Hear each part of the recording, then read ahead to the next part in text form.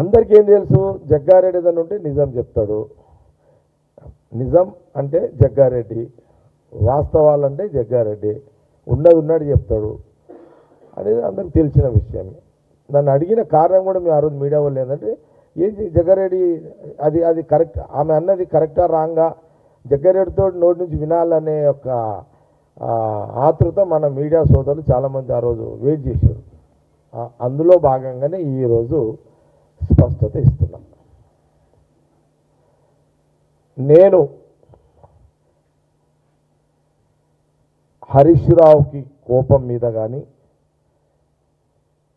హరీష్ రావుకు వ్యతిరేకంగా కానీ, హరీష్ రావుకి నాకు అసలు నేను ఆ రోజు బీఆర్ఎస్ పార్టీకి విడవడానికి కారణము హరీష్ రావు కాదు.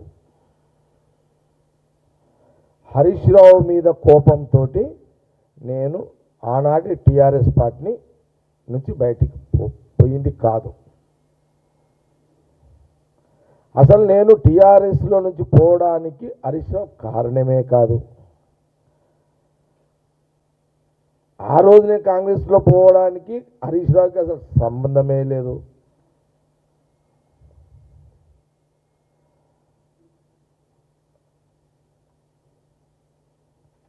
హరీష్ రావు రాజకీయం వేరు, జగ్గారెడ్డి రాజకీయం వేరు.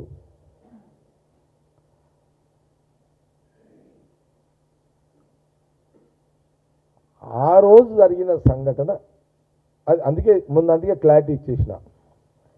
హరీష్ రావు మీద ఉన్న కోపంతో హరీష్ రావు అంటే నాకు రాజకీయం పడదని ఆ రోజు నేను టీఆర్ఎస్ని వదిలిపెట్టిపోయింది కాదు.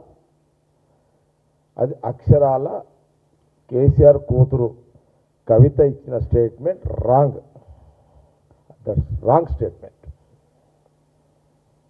ఇది నిజం, ఇదే నిజం.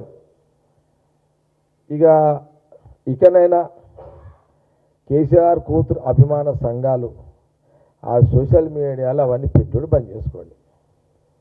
రాజకీయ విలువలతో కూడుకున్న రాజకీయం చేసుకొని నాయకులు కండి అని హితవు, అది పొలిటీషియన్గా నేను సజెషన్ చేస్తున్నా.